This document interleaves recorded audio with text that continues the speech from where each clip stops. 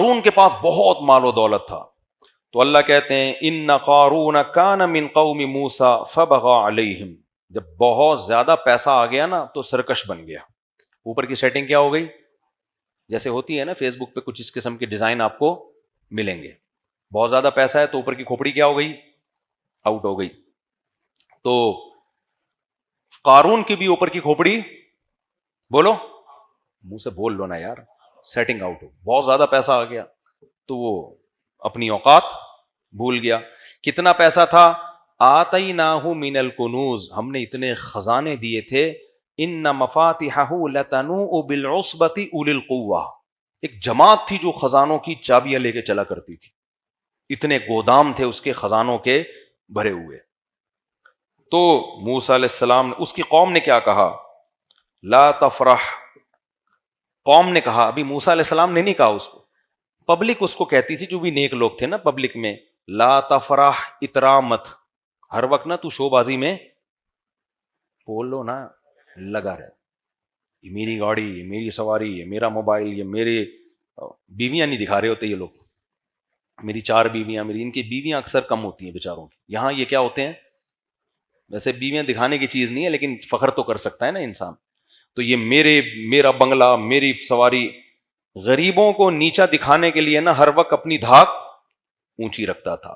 تو قوم نے کہا اترا مت. جب پیسہ اللہ نے دیا ہے تو شکر بنتا ہے, اترانا نہیں بنتا. شکر کیا ہے بھائی؟ اللہ کا دیا الحمدللہ بہت کچھ ہے, اللہ کا بڑا فضل ہے میرے اوپر, یہ ٹھیک ہے. نسبت کس کی طرف کرو بھائی؟ اللہ کی طرف. تو اترانے لگا. قوم نے کہا ان اللہ لا يحب الفریحین, اللہ اترانے والوں کو پسند نہیں کرتا. وابتغ فیما آتاک اللہ الدار الآخرہ.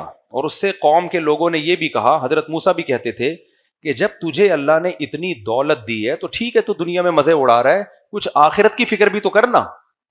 اس دولت سے کچھ غریبوں کا خیال کر, کچھ زکوٰۃ صدقات, کچھ مدارس, کچھ مسجدیں, کچھ قوم میں غریب لوگ ہیں ان کی مدد کر. تھوڑی سی انویسٹمنٹ کہاں کے لیے کر؟ آخرت کے لیے بھی تو کرنا. وَأَحْسِن كَمَا أَحْسَنَ وَلَا تَنْسَ نَصِيبَكَ مِنَ الدُّنْيَا. اور دنیا میں تو نے جتنے دن رہنا ہے نا اس کو بھول نہیں. اتنی ساری دولت ہے لیکن یہ دولت تیرے ساتھ قبر میں نہیں جائے گی. مالدار آدمی نے یہ چیز بھول جاتا ہے, وہ سمجھتا ہے یہ کروڑوں روپے, خربوں روپے. بھائی تو زندگی بھر یہ پیسے بھی چائے میں ڈبو کے کھاتا رہے گا نا تو بھی زندگی ختم ہو جائے گی, پیسہ ختم نہیں ہوگا. تو لا تنس نصیبک من الدنیا, دنیا میں جتنا تیرا حصہ ہے نا اس کو بھول نہیں. کیا مطلب؟ دنیا بہت تھوڑی ہے. تو جو بنگلوں میں موٹے موٹے سریے ڈال رہا ہے, تیری ہڈیوں میں اتنا کیلشیم نہیں ہے. ہڈیاں تو ویسے ہی ہیں, وہ تو بوسیدہ ہو رہی ہے روز بروز. تو کیا ہوا؟ وَأَحْسِن كَمَا أَحْسَنَ اللَّهُ إِلَيْكَ.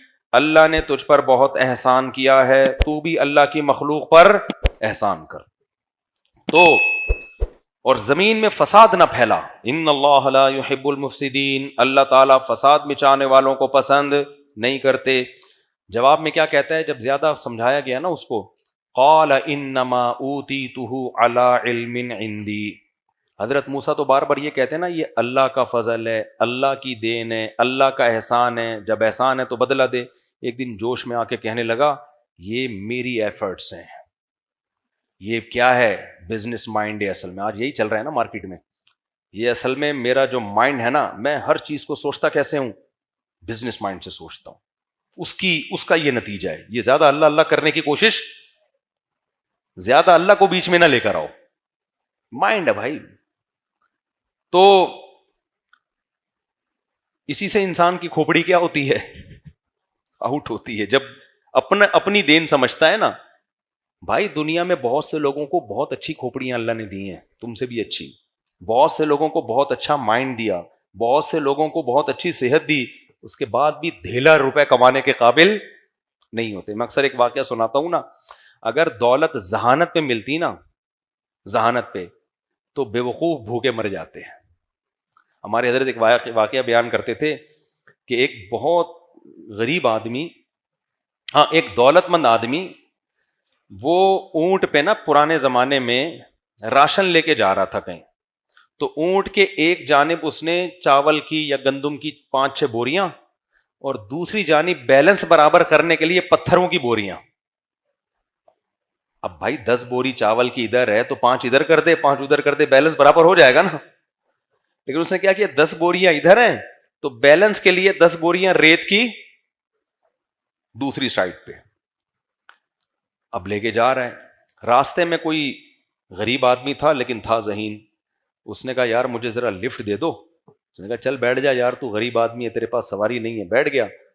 تو جاتے جاتے اس سے پوچھا تو کرتا, اس نے پھر اس کو سمجھایا, غریب آدمی نا جو ذہین تھا, کہ یار یہ تم نے اونٹ کو ادموا کیوں کیا ہوا ہے, اسے تو چلا ہی نہیں جا رہا. کہہ رہا کیا کریں, وزن اتنا ہے, 10 بوریاں ادھر ہیں تو بیلنس کے لیے 10 بوریاں میں نے بجری کی ادھر ڈالی. اس نے کہا بیلنس کی کیا ضرورت ہے, 10 ادھر ہیں تو 5 ادھر رہنے دو, 5 ادھر کر دو. وہ اترا. اس نے کہا یار یہ تو زبردست مشورہ دیا آپ نے, 5 ادھر کر دیں اور 5 ادھر. اونٹ کی سپیڈ تیز ہو گئی, اونٹ بھی ہلکا ہو گیا. یہ بڑا متاثر ہوا, یار یہ تو بہت ذہین آدمی ہے, تو اس سے تو پھر بزنس کے مشورے لینے چاہیے. تو اس سے کہنے لگا بتا تو کرتا کیا ہے. اس نے کہا میں تو غریب ہوں یار, میرا تو کسی جس کاروبار میں ہاتھ ڈالو وہ ڈوبتا ہے. اس نے کہا اتر نیچے, تو مجھے بھی مروائے گا, اتر, میں ایسا بے وقوف ہی ٹھیک ہوں. اترا اور 5 بوریاں ریت کی واپس اور 5 ادھر. تو یہ ضروری نہیں ہے کہ ذہانت ہو تو پیسہ آئے, لیکن یہ ضروری بھی نہیں ہے کہ بے وقوفی کو پیسہ ملے. کبھی ذہانت کے ساتھ پیسہ آتا ہے, کبھی پیسہ نہیں آتا. تو یہ کس کی دین ہے, اللہ کی دین ہے. تو اس کی کھوپڑی جو آؤٹ ہوئی نا قارون کی, اس نے کیا کہا, انما اوتیتہ علی علم عندی. اللہ نے یہ جو میرے پاس نالج ہے نا, اس فن کی بیس پہ میں نے کمایا. میں نے یہ سارا امیزون سے سیکھا ہے, اور تم لوگ 8ویں میں علامہ اقبال اور قائد اعظم پڑھ رہے ہو بیٹھ کے, اس لیے تمہارا بیڑا غرق ہو رہا ہے.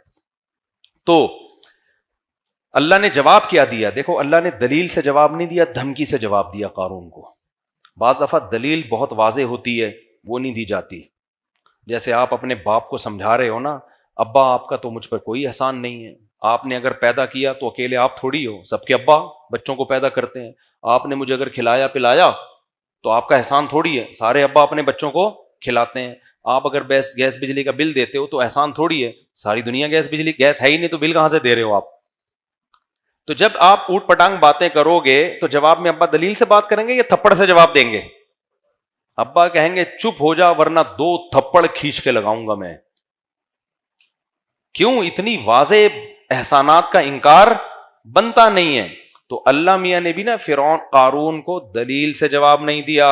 اللہ نے فرمایا اولم یعلم, یہ جو کہہ رہے میں نے اپنی نالج سے کمایا, کیا اس کو پتہ نہیں ہے قد اہلک من قبلہ من القرون, اللہ نے کتنے بڑے بڑے لوگوں کو ہلاک کر دیا, من ہوا اشد منہ قوہ, جو اس سے بھی زیادہ طاقتور تھے. یہ بات کہتے ہوئے ڈرتا کیوں نہیں ہے؟ یہ جتنے لوگ آج تکبر کر رہے ہیں, لقوہ ہو جائے ان کو, تھوڑا سا منہ ٹیڑھا ہو جائے. آپ کہہ سکتے ہیں یہ بڑا کیئر کرتے ہیں, اپنی لقوہ نہیں ہوتا. میں نے ڈاکٹروں سے پوچھا ہے, ڈاکٹر کہتے ہیں لقوے کی کوئی وجہ نہیں ہوتی, بیٹھے بیٹھے کسی کو بھی ہو سکتا ہے. تو جتنا یوٹیوب پہ آ کے اچھل رہے ہیں نا 2 فٹ, ڈالر کی باتیں کر رہے ہیں, ذرا سی رگ آگے پیچھے ہو گئی, لقوہ جو ہے نا, ڈاکٹر کہتے ہیں نہ کوئی یہ ضروری ہے کہ آپ کو بلڈ پریشر ہو, نہ یہ ضروری ہے کہ شوگر ہو, نہ یہ ضروری ہے کہ ٹینشن ہو. بیٹھے بیٹھے آدمی کو منہ ٹیڑھا ہو سکتا ہے اللہ کی طرف سے. ان کو لقوہ ہو گیا نا, تھوڑا سا فرما الائنمنٹ آؤٹ ہو گئی. گاڑی کی الائنمنٹ ٹھیک ہو جاتی ہے, منہ کی الائنمنٹ جلدی ٹھیک نہیں ہوتی. تو اللہ نے دھمکی دی ہے, اللہ نے کہا کہ یہ دیکھتے نہیں ہیں کہ ان سے پہلے ان سے بڑے بڑے طاقتوروں کو میں نے ہلاک کر دیا. پھر قرآن کہتا ہے فَخَرَجَ عَلَىٰ قَوْمِهِ فِي زِينَتِهِ, ایک دن اپنی زینت میں قوم میں نکلا, اور جو دنیا پرست لوگ تھے. دیکھو دولت اللہ کی نعمت ہے, ایسا نہ ہو کہ آپ پیسہ کمانا ہی چھوڑ دیں, پہلے ہی ملک کا بیڑا غرق ہوا ہوا ہے اور کشکول لے کے IMF کے سامنے بھکاری نہ بن جائیں ہم. پیسہ کمانا منع نہیں ہے, پیسے پہ اتنانا منع ہے, اور پیسے کو اپنے علم اور اپنا کمال سمجھنا منع ہے. تو قارون میں نافرمانی کے ساتھ دولت تھی. تو اللہ کہتے ہیں وہ اپنی زیب و زینت میں نکلا. تو جو دنیا پرست لوگ تھے اس کے جاہ و جلال کو دیکھ کر کہنے لگے یا لیت لنا مثل ما اوتی قارون, کاش ہمارے پاس بھی وہ سب کچھ ہوتا جو قارون کے پاس ہے، رالیں ٹپکانے لگے اس کو دیکھ کے، حالانکہ وہ بدعملی کے ساتھ تھا. اگر عمل کے ساتھ ہوتا نا پھر بھی بنتا ہے، لیکن بدعمل آدمی ہے. تو اللہ کہتے ہیں قال الذین اوتوا العلم، جن کو اللہ نے علم دیا تھا وہ کہنے لگے ویلکم، تم تباہ ہو جاؤ، ثواب اللہ خیر، بھائی نیک اعمال پہ جو اللہ بدلہ دے گا وہ اس عیاشی سے کئی گنا بہتر ہے. لمن آمن وعمل صالحا، وہ صرف ان کو ملے گا جو ایمان لائے اور نیک اعمال کیے. ولا یلقاها الا الصابرون، اور یہ صفت صرف صبر کرنے والوں کو دی جاتی ہے. جو بے صبرے لوگ ہیں ان میں اللہ یہ کوالٹی پیدا نہیں کرتا. پھر کیا ہوا؟ حدیث میں آتا ہے کہ اب قارون موسیٰ علیہ السلام سے چڑھنے لگا تھا، کیونکہ موسیٰ علیہ السلام کبھی اس کو زکوٰۃ کا کہتے، کبھی نماز کا کہتے، کبھی روزے کا کہتے، کبھی جو بھی حکام. اس کو چڑ کس سے ہو گئی؟ موسیٰ علیہ السلام سے. فرعونی قوم سے ہوتا تو پھر تو وہ ہلاک ہی ہو چکا ہوتا نا، وہ تو بنی اسرائیل میں ہونے کی وجہ سے بچ گیا تھا. اب شریعت کے احکام پہ عمل کی باری آئی تو اب اس کو چڑ ہو گئی کس سے؟ موسیٰ علیہ السلام سے. آپ کو پتا ہے جب بھی کسی کو کسی مذہبی اسکالر سے چڑ ہوتی ہے نا، ذاتی بغض، تو وہ اس کی ذاتیات پہ کیچڑ اچھالتا ہے. کیا کرتا ہے وہ؟ Video recording, audio recording, calls recording, یہی سب چل رہا ہوتا ہے نا. کسی غیر اخلاقی سرگرمی میں ملوث کرنے کی کوشش کرو، کچھ بھی نہیں ملے تو جھوٹا الزام لگا دو. جھوٹا الزام بھی سوسائٹی میں بہت اسپیڈ سے پھیلتا ہے. اب کون صفائیاں پیش کرتے کرتے بھی لوگ کہتے ہیں کچھ تو ہے نا، کچھ تو ہے. تو یہ آج کا نہیں ہے، یہ سیٹ اپ پہلے سے چلا آ رہا ہے.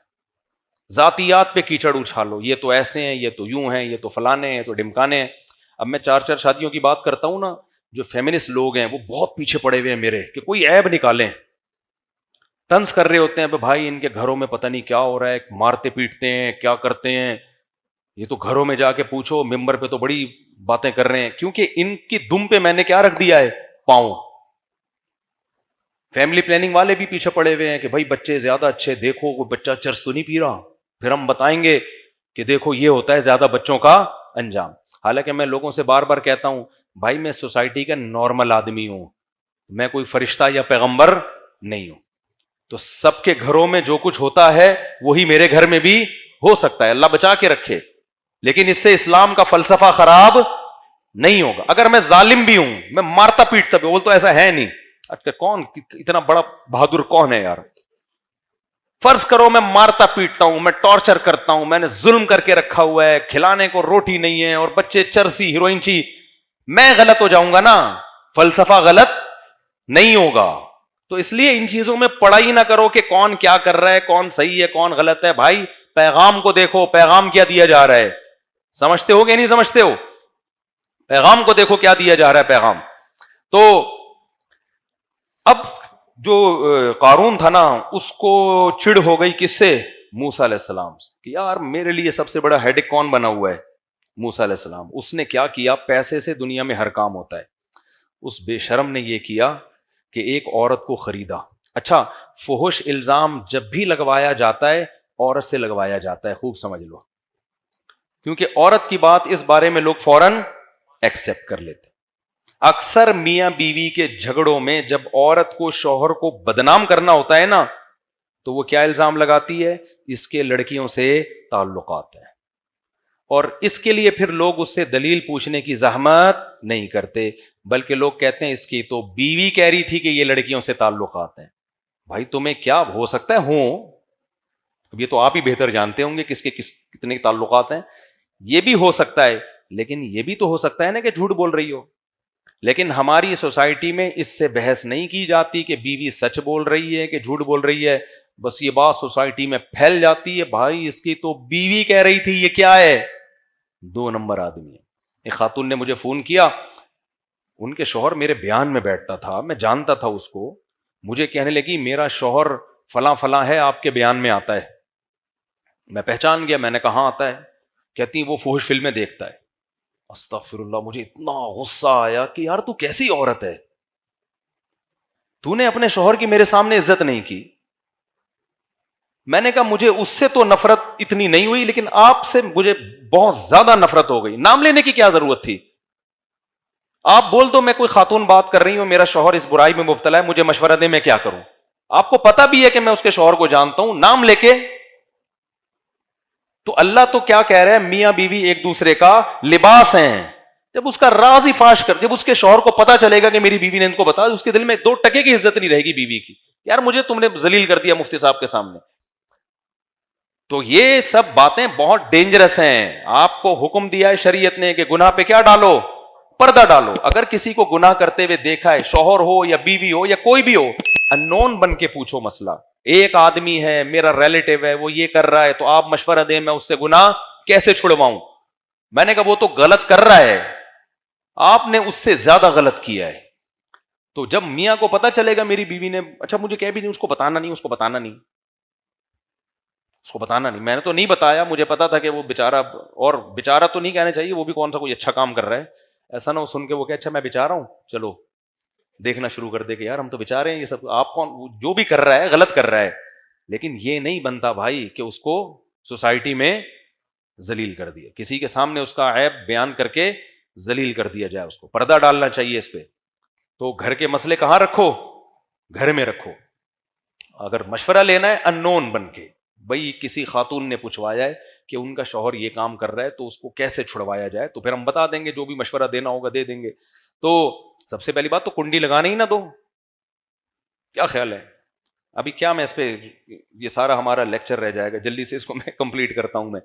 تو اب کیا کیا کہ اس نے, قارون نے نا ایک عورت کو تیار کیا کہ میں تمہیں ٹھیک ٹھاک پیسہ دوں گا, تم نے موسیٰ پہ فحش الزام لگا دینا ہے, بدکاری کا, معاذ اللہ کیا کر دینا ہے.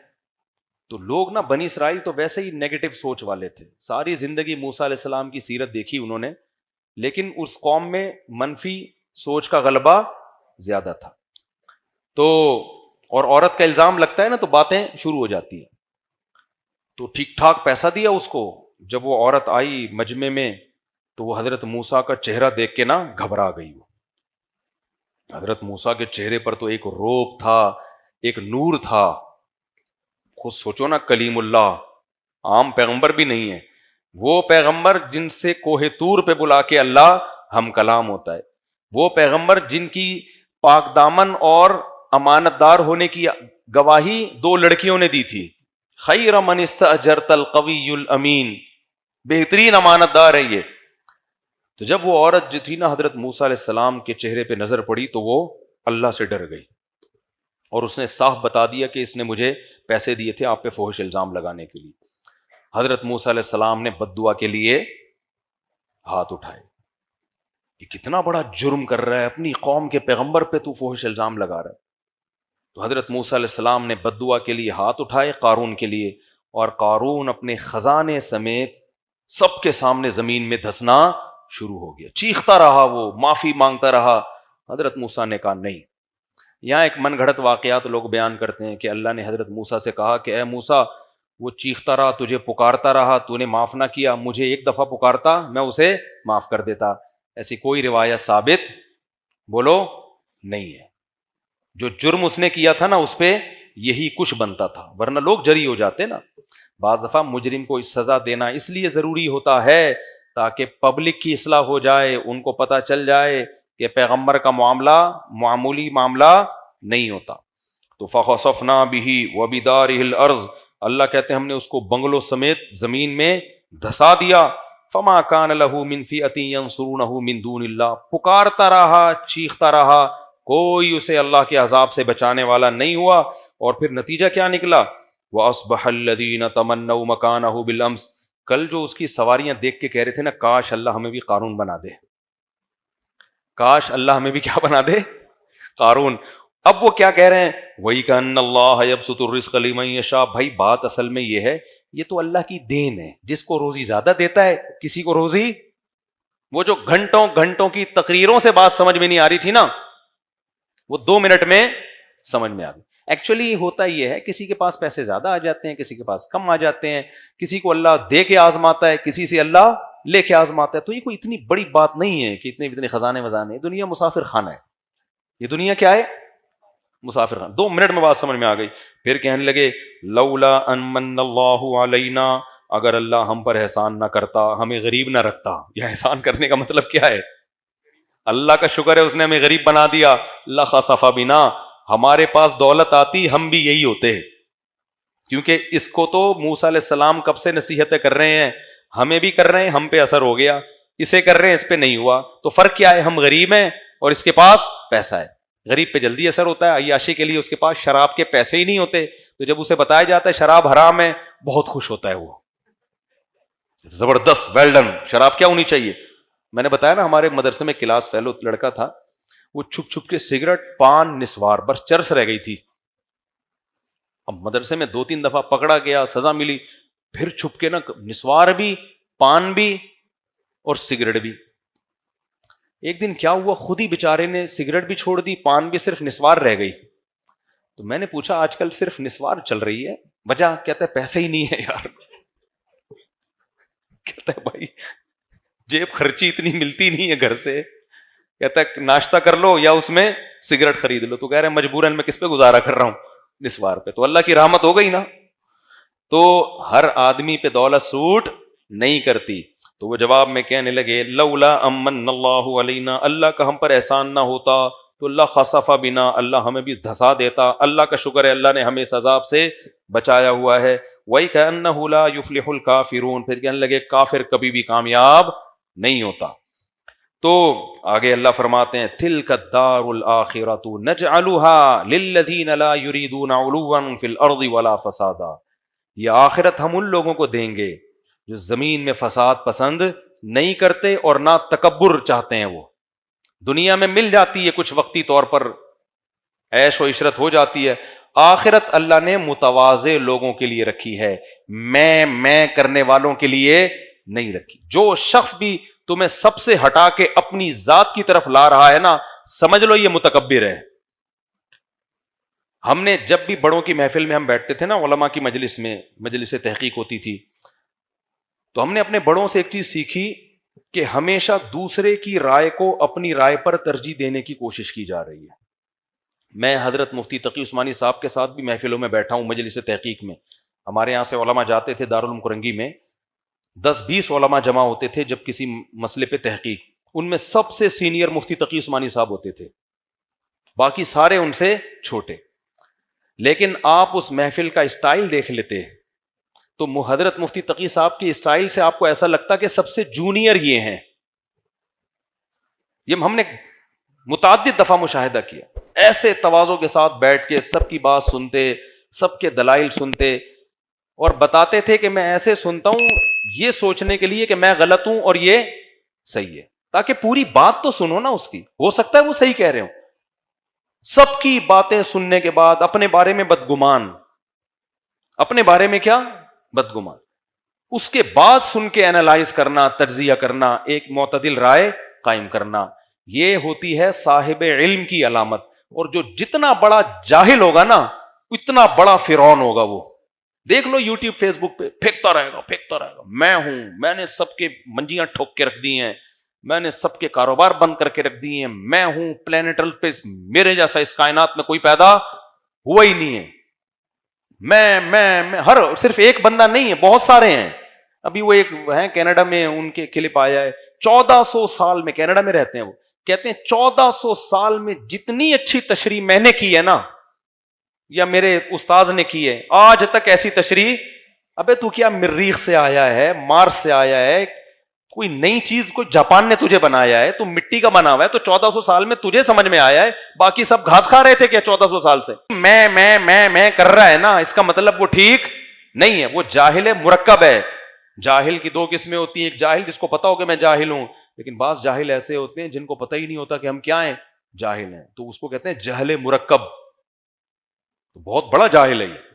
تو یہ میں اللہ کو پسند نہیں ہے. ہم بڑے علماء کے ساتھ جب بھی بیٹھتے تھے ایسی ڈیبیٹ ہوتی تھی, اتنا مزہ آتا تھا بحث کرنے میں, اور دوسرے کی سن رہے ہیں, آخر میں آ کے ایک اعتدال سے اپنی رائے قائم کی. رائے کا تو بڑے ہی کا رائے کا اعتبار ہوتا ہے کہ سنتے ہیں تسلی سے. تو 3-3 4-4 دنوں تک مجلسیں چلتی تھیں. ہمارے حضرت تو بہت بیٹھے مجلسیں اٹینڈ کی ہیں نا. ایک دفعہ کیا ہوا, ہمارے شیخ حضرت مفتی رشید احمد صاحب رحمہ اللہ, اور ان کے استاذ حضرت مفتی شفیع صاحب رحمہ اللہ, جو مفتی تقی عثمانی صاحب کے استاذ ہیں, فرماتے ہیں کہ ایک شخص سوال لے کر آیا اور کہا کہ جواب لکھیں جس پہ دو مفتی ایگری ہوں, مفتی محمد شفیع صاحب بھی اور ان کے شاگرد حضرت مفتی رشید احمد صاحب بھی, یہ دونوں ایگری ہوں اور پھر فتویٰ لکھیں. حضرت کہتے ہیں ہم دونوں ایگری نہیں ہوئے ایک رائے پہ.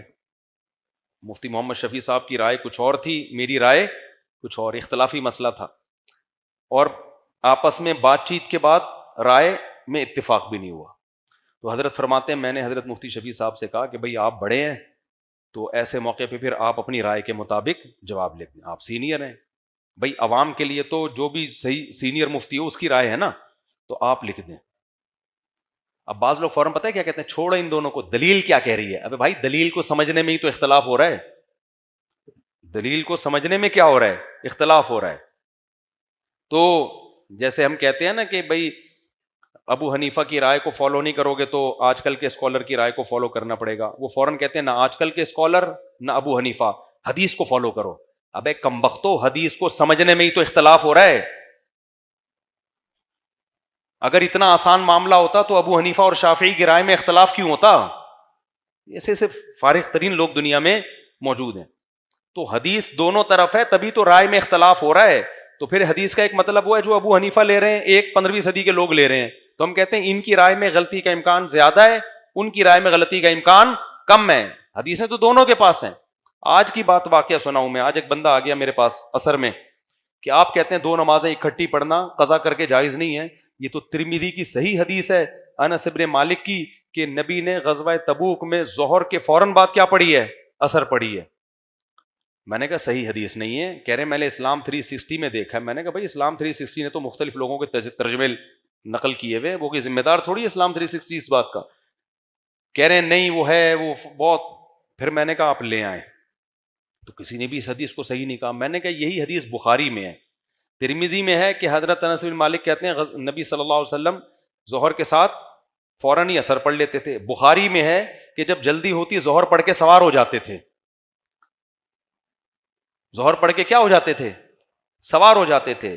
ہاں جب دیر کرتے تو پھر ظہر عصر ملا کے پڑھتے, یعنی ظہر کو عصر کے وقت تک لے کے جاتے, قریب کر دیتے اس کے. یعنی تو ایک دم نہ وہ بندہ ہی حیران ہو گیا کہ یار یہ کیا ہے. پھر میں نے اس کو سند کی بحث بتائی. میں نے کہا یہ سند بھی ٹھیک نہیں ہے, کن کن محدثین نے اس کو ضعیف کہا ہے.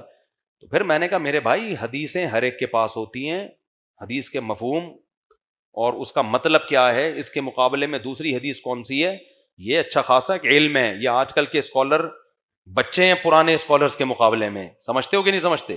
بس جلدی سے میں بیان ختم کرتا ہوں. تو اللہ فرماتے ہیں یہ جو آخرت ہے ہم ان لوگوں کو دیتے ہیں جو زمین میں تکبر نہیں کرتے. ہاں وہ واقعہ مکمل کر دوں. حضرت مفتی رشید احمد صاحب کہتے ہیں کہ پھر میں نے کہا کہ بھئی آپ اپنی رائے کے مطابق جواب لکھ دیں.